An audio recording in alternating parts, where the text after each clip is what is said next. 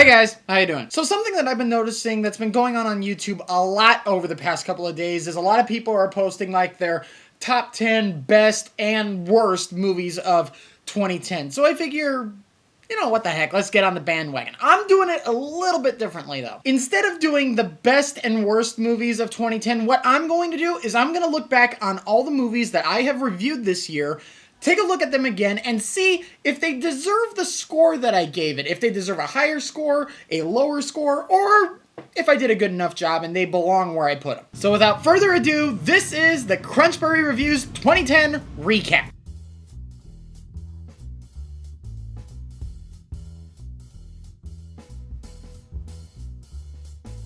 Alright, so this is the first movie that I reviewed in 2010, How to Train Your Dragon. And overall, I gave it a 4 out of 5, and I believe that's where it should stay. It should stay at a 4 out of 5. The animation was really good, the interaction between Hiccup and his dad was really good, along with Hiccup and the dragon as well. I mean, overall, this was a pretty good movie, and considering some of the other animated movies that came out, this definitely stacks up. So far as the animated movies are concerned this year, this would probably go on the top 10 list of animated movies made in 2010, but overall, nothing's really bad about it, nothing's really overly good about it as well, enough to take it up to a 4.5 or anything like that. So overall, yeah, How to Train Your Dragon stays at 4 out of 5.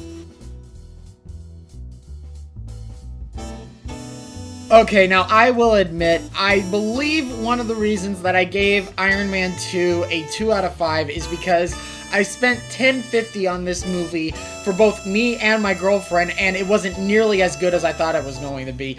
After seeing it a second time, though, with my family, I actually got a chance to enjoy the whole movie instead of nitpicking on the parts of the movie that I didn't like. So, I mean, I think the reason I didn't like it so much was because of the cost when I saw it in the theater, but after seeing it for what it is, the whole movie and everything like that, I think that I'm gonna bump it up to a 3.5 out of 5. Is it as good as the first one? Not even close, but it's definitely not a 2. So yeah, Toy Story 3. Now this one definitely took me by surprise when I heard it was coming out, because I thought that they had already closed up the series pretty good with Toy Story 2, and I knew that if there was going to be a third one, it was immediately going to be dark, because it's like doomsday for the toys, you know? But overall, I think that this movie did a really good job in closing up the trilogy and basically saying, okay, we're done. There's no way there's going to be a spin-off or a Toy Story 4 or anything else along those lines. So, I think they closed the trilogy pretty good. Again, there were some parts in there that I didn't really quite understand, such as like what was with the teddy bear's deal and everything. But overall it was good. Overall, it was a good way to close up the trilogy. Not exactly what I was expecting in a Toy Story movie, but I mean, it definitely made me want to go back and see the other ones. So, 4 out of 5 is what I gave it, and 4 out of 5 is where it's going to stay. Okay, so Eclipse. Now, originally I gave this movie a 4 out of 5, and I stay by my quote by saying that this is probably the most enjoyable Twilight movie that they had, but I'm sorry, I'm gonna have to downgrade it from a 4 out of 5. I mean, it's okay, but there's just two things about the movie now that after looking at it a couple of times, I can't get over. Jasper and Rosalie's story, their backstory about, you know, this whole Civil War and this vengeful vampire coming out to take out the one who thought that she had killed her. Why couldn't we get that story? That story sounds way more awesome than what we got. And what we got is, you know, vampire werewolf going after this one girl who's pretty much void of all emotions, all while this freaking army over in Seattle of vampires, hundreds of people are dying because of her, and she's just all like, for crying out loud, do something. I'm sorry, Twilight Eclipse, you gotta be downgraded. Next. And then came Despicable Me, easily my favorite animated movie of 2010. This movie has everything. Funny jokes, Looney Tunes style comedy, just over the top explosions and weapons and everything like that. Pretty much everything you would expect from an old school Looney Tunes style comedy, and this is just such an awesome movie. The orphans, yeah, you know, we've seen it a couple 100,000 times, but just the way that Despicable Me does it is just so refreshing and just so nice. It's amazing how they take a concept that we've seen hundreds of times before and yet turns it into something that is still amazingly enjoyable to watch. I'm almost wanting to give this movie a 5 out of 5, but you know, a 4.5 out of 5, that's pretty darn good, and I'm gonna keep it there.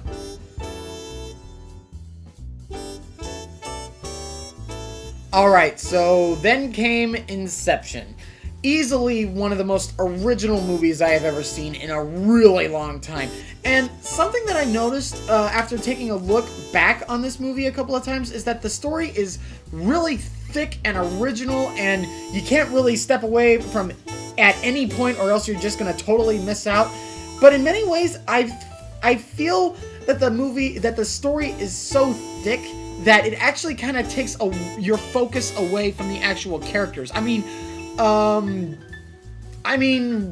the characterization and the way that the characters are portrayed are really good. There wasn't like an actor or an actress that was dragging it down. It's just the story's so thick, you kind of focus on like, whoa, this world is so awesome. Instead of so much as like, whoa, I can't believe what's going on with the characters.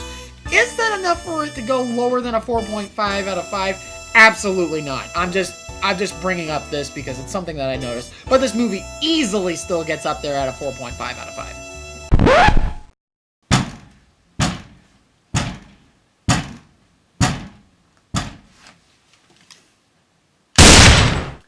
Next! You know, there really isn't a whole lot else I can say about The Wolf Man. It was just way too long, way too stretched out. The story wasn't really too terribly interesting, and you know what? I'll take that back. This could have been an interesting story, but the way that the actors and the way that the studio designed this movie and made it work and everything like that, the way they told the story wasn't working at all. It was just an enormous ball of sheer boredom, and I really don't want to see this movie ever again.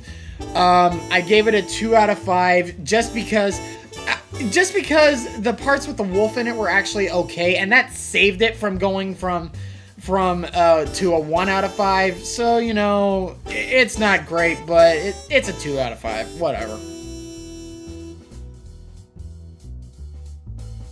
Oh, sweet glory, hallelujah, this movie came out. This was such an amazing movie. I love everything about this. I love the world that they're in with all the awesome visuals and everything like that. I love the whole concept and how it's all video game related. I love all the video game music and sound effects and everything like that. This whole movie is pretty much just an experience, you know? It's in its own world. It doesn't explain why there's all these visuals and why there's all these video game sound effects. It's just go with it and enjoy the ride. I gave it a 5 out of 5, and I'm staying with that 5 out of 5. And then the last one for this year, Megamind. And I gave it a 3 out of 5 just because it was like right in the middle between the good movies and the sucky movies. And I'm pretty much staying right there. I mean, the whole concept is really dumb in my opinion. The jokes were pretty lame. I didn't really enjoy it that much. I'll be honest, the whole thing about the bad guy and the good guy, I actually found it really confusing. It's like, okay, he's the good guy, but the bad guy is the main character, but the bad guy is wanting to defeat the good guy. I'm supposed to be rooting for the good guy, but the bad guy is the main character. Whose side am I supposed to be rooting for? I don't know. I just found it really confusing, kind of stupid, not really any good jokes, and I'll be honest, Minion's voice, I never really liked Minion's voice. I found it really annoying. So 3 out of 5 is what I gave it, and Yeah, 3 out of 5, almost on the verge of 2.5 out of 5. Thanks for watching my reviews, people. I look forward to reviewing more movies in 2011, and I look forward to reviewing another movie. And on that note,